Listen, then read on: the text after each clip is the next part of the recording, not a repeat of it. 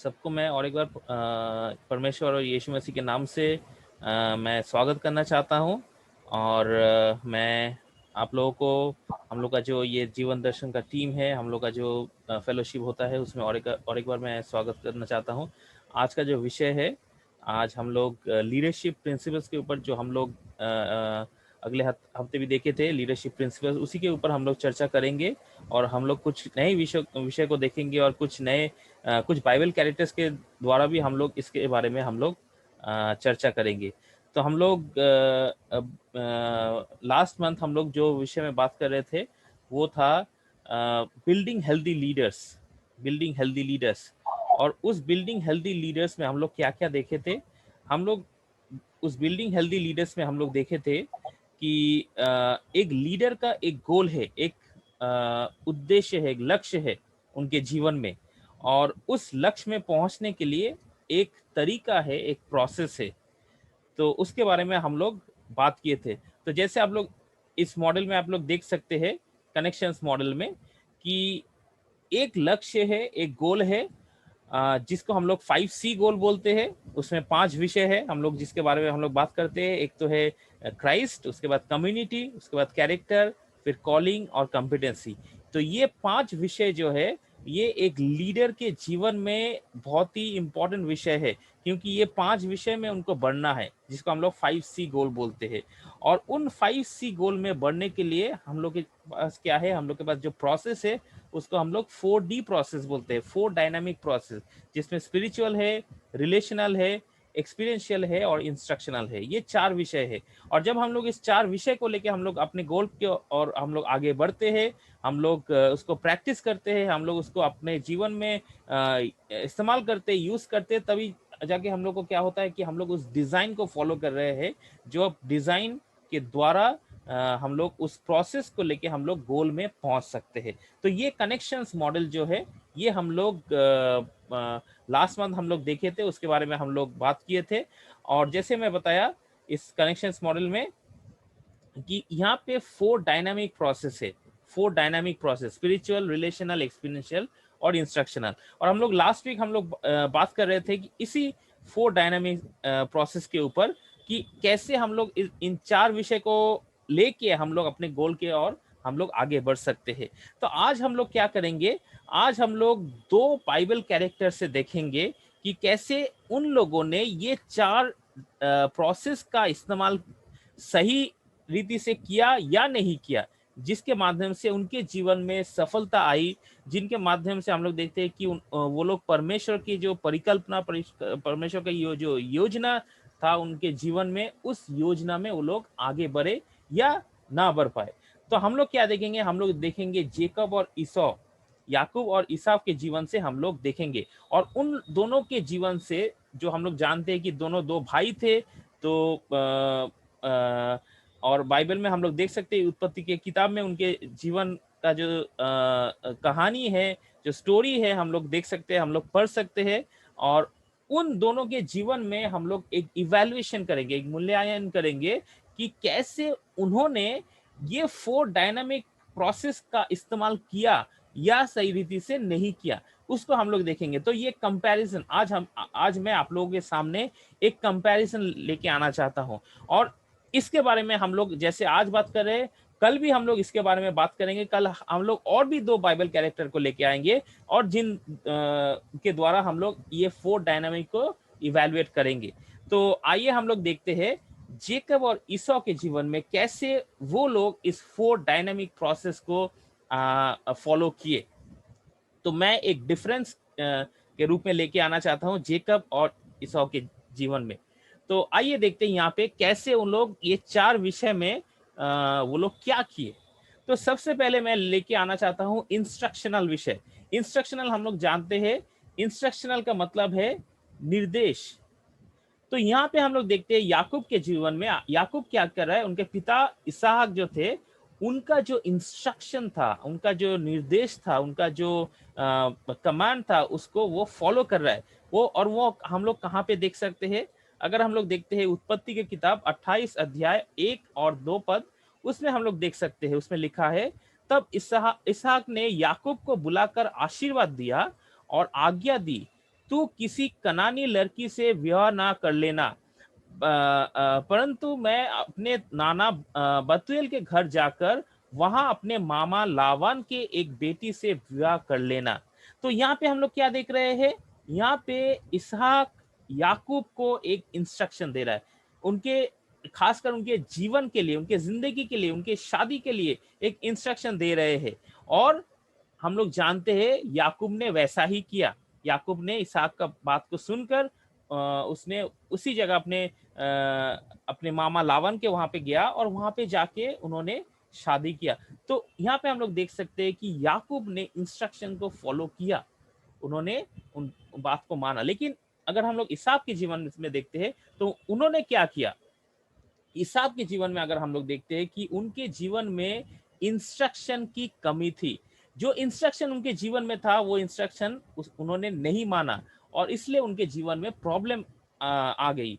तो वो हम लोग कहाँ पे देख सकते हैं, हम लोग अगर देखेंगे उत्पत्ति के किताब 28 अध्याय 8 पद, उसमें हम लोग देख सकते हैं, लिखा है कि तब इसहाक ये सब देख के और ये भी सोचकर कि कनानी लड़कियां मेरे पिता इसहाक को बुरी लगती है, तो उन्होंने उनका शादी हो गया।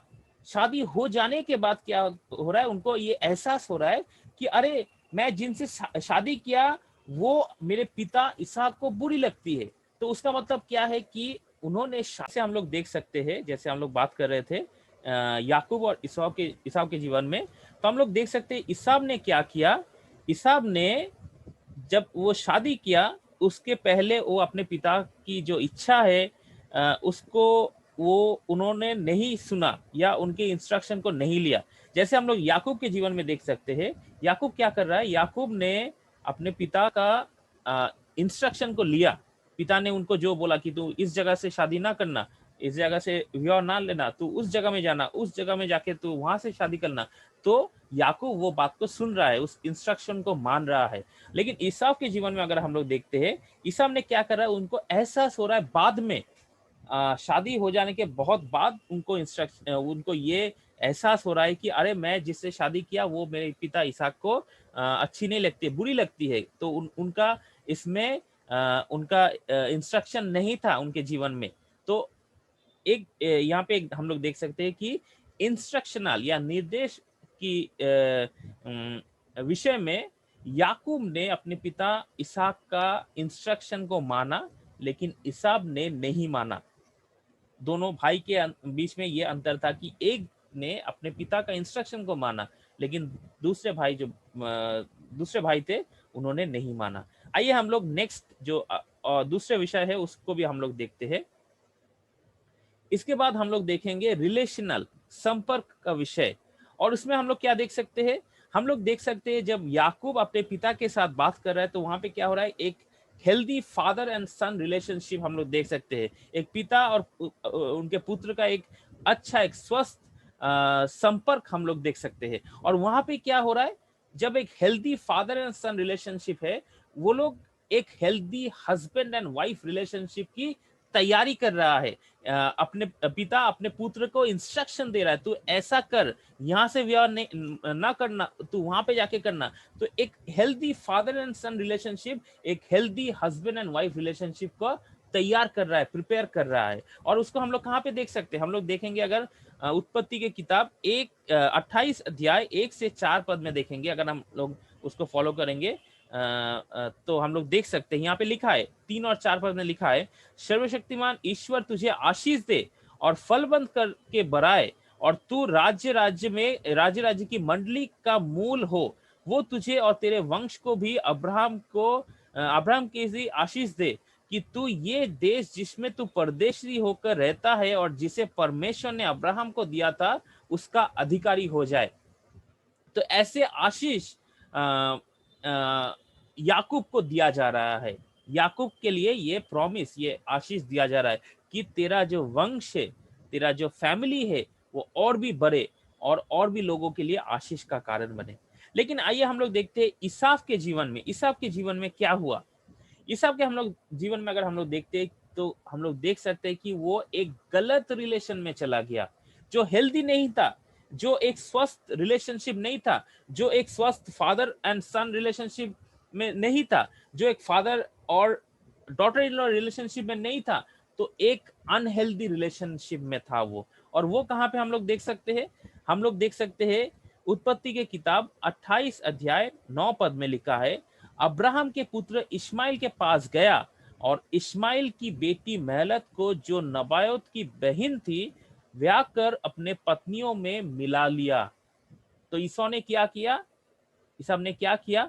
ईसाब ऑलरेडी एक गलत रिलेशन में था, जो उनके पिता से अप्रूव्ड नहीं था, उनके पिता को वो अच्छा नहीं लगा।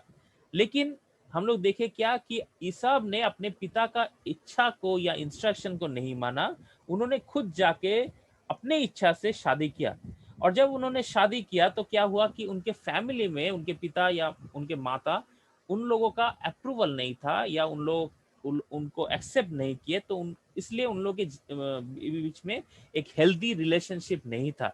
लेकिन जब ईसाब ने देखा कि याकूब को वो आशीष दिया गया है, याकूब के जीवन में एक आशीष आया है, अपने पिता ने उनको आशीष दिया है, तो उन्होंने क्या किया? उनको एहसास हुआ कि मैं गलत किया।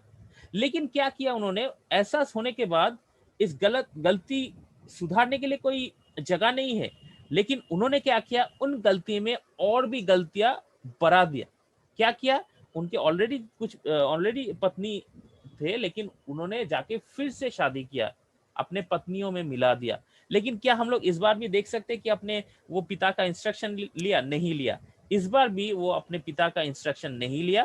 तो इसलिए क्या किया? उनका जो संपर्क था, उनका जो संबंध का विषय था, उस संबंध में क्या हुआ? वो ऑलरेडी एक गलत संबंध में था और फिर से वो गलत संबंध में चला गया। इसलिए उनका जो प्रॉब्लम, उनके जीवन में जो प्रॉब्लम और भी बढ़ा लिया। तो हम लोग देख सकते हैं कि इंस्ट्रक्शन के विषय में याकूब ने इंस्ट्रक्शन का पालन किया, लेकिन ईसाब ने नहीं किया। और हम लोग दूसरी बात को देखते हैं संबंध का विषय में। यहाँ पे भी हम लोग देख सकते हैं कि याकूब ने एक healthy father and son relationship में था, एक पिता और पुत्र का रिलेशनशिप में, और उसके द्वारा क्या हुआ? वो लोग एक हेल्दी हस्बैंड वाइफ रिलेशनशिप की तैयारी कर रहा है। लेकिन यहाँ पे ईसाक के जीवन में वैसा नहीं हो रहा है। ईसाक के जीवन में हम लोग क्या देख सकते हैं? हम लोग देख रहे हैं कि ईसाक के जीवन में क्या कि उन्होंने ऑलरेडी एक ऐसा रिलेशनशिप था जिसमें जो उन लोग के लिए हेल्दी नहीं था, स्वस्थ नहीं था, और फिर वही चीज को उन्होंने दोबारा रिपीट किया। उन्होंने फिर से वो गलती किया और फिर से ऐसी जगह में शादी किया जो अपने पिता का इच्छा के अनुसार नहीं था। इसके बाद हम लोग फिर से देखते हैं और एक विषय में, हम लोग अभी देखेंगे स्पिरिचुअल, आत्मिक विषय में। तो आत्मिक विषय में याकूब ने क्या किया? अगर हम लोग देखते हैं, परमेश्वर ने याकूब के साथ बात किया, एक स्वप्न के माध्यम से, एक ड्रीम के माध्यम से परमेश्वर ने याकूब के जीवन में बातचीत किया।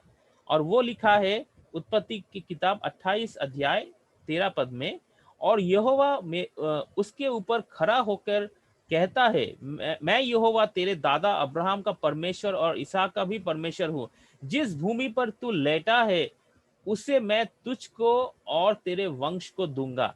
परमेश्वर का आशीष, परमेश्वर का प्रॉमिस उनके जीवन में आ रहा है। परमेश्वर उनसे डायरेक्ट बातचीत कर रहा है कि मैं तुझे ये देने वाला हूं। तो यहाँ पे हम लोग देख सकते हैं कि याकूब के साथ परमेश्वर का जो रिलेशनशिप है वो एक बहुत अच्छा रिलेशनशिप था। इसलिए याकूब को परमेश्वर खुद बात कर रहा है, खुद उसको स्वप्न के माध्यम से उनके जीवन में वो बात कर रहा है। और केवल बात ही नहीं कर रहा है, उसके साथ साथ उनको एक प्रॉमिस भी दे रहा है, उनको एक प्रतिज्ञा दे रहा है कि मैं तेरे जीवन में ऐसा करने वाला हूं, क्योंकि मैं तेरे दादा अब्राहम का परमेश्वर था, तेरे पिता ईसा का परमेश्वर था, अब तेरा भी परमेश्वर हूं और मैं तुझे भी आशीष दूंगा। तो परमेश्वर के ओर से एक आशीष उनके जीवन में आ रहा है। और फिर क्या देखते हैं हम लोग? और एक चीज देख सकते हैं कि याकूब भी परमेश्वर के लिए एक वेदी बना रहा है, एक ऑल्टर प्रिपेयर कर रहा है, जो लिखा है 28 अध्याय 18 पद में। भोर को याकूब उठा और अपने तकिए का पत्थर लेकर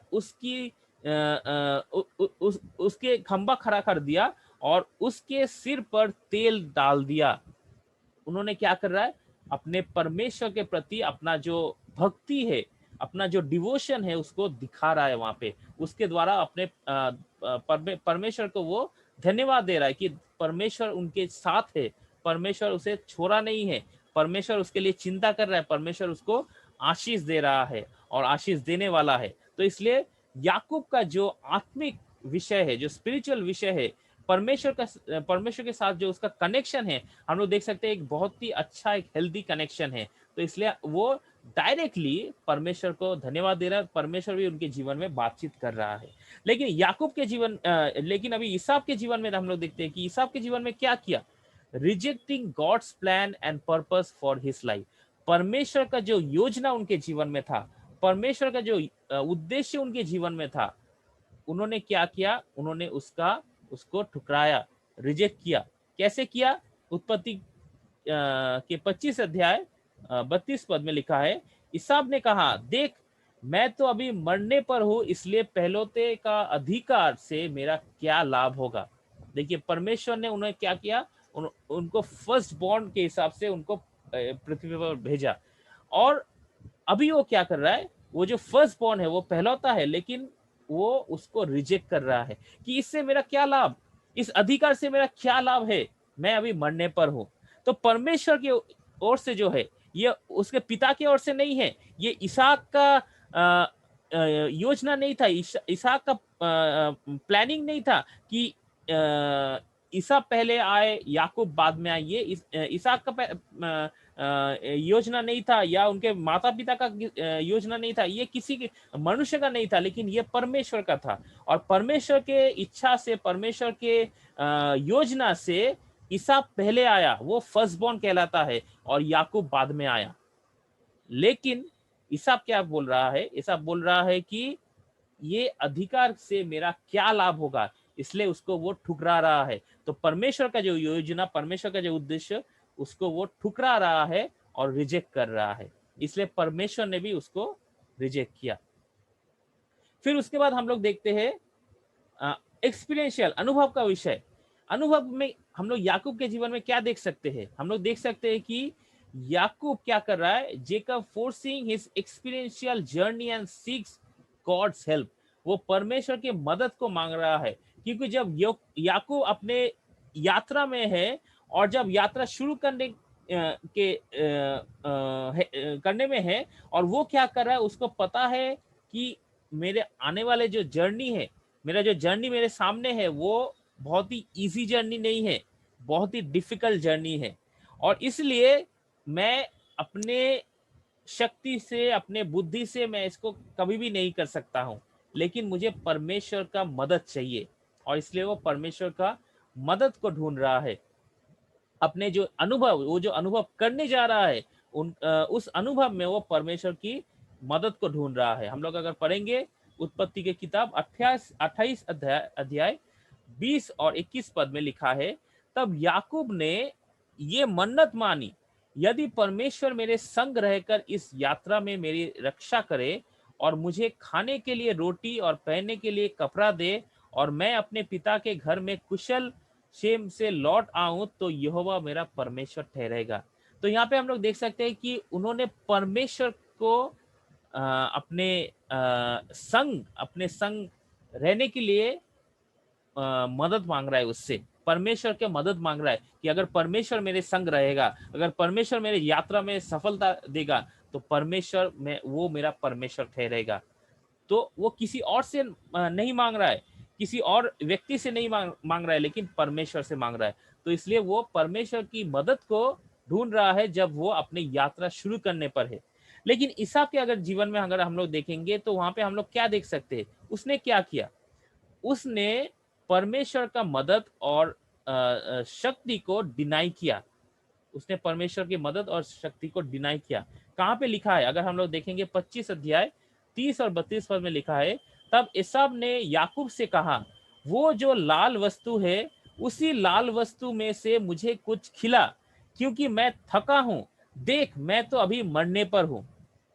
मे बी वो कुछ काम करके आया है, वो थक के आया है, वो टायर्ड है, लेकिन उसने परमेश्वर का जो शक्ति, उसको ढूंढ नहीं रहा है कि परमेश्वर मैं अभी थक गया हूँ, तू मुझे शक्ति दे। परमेश्वर की शक्ति को ढूंढ नहीं रहा है, परमेश्वर की शक्ति के लिए वो प्रार्थना नहीं कर रहा है, लेकिन वो खुद बोल रहा है कि मैं अभी मरने पर हूँ, मैं थक गया हूँ, मैं अभी मरने पर हूँ। लेकिन उसको एहसास नहीं है कि परमेश्वर उसका सामर्थ है, परमेश्वर उसे सामर्थ देता है, परमेश्वर उसे चंगा करता है, परमेश्वर उसे एक नई एक जोश देता है।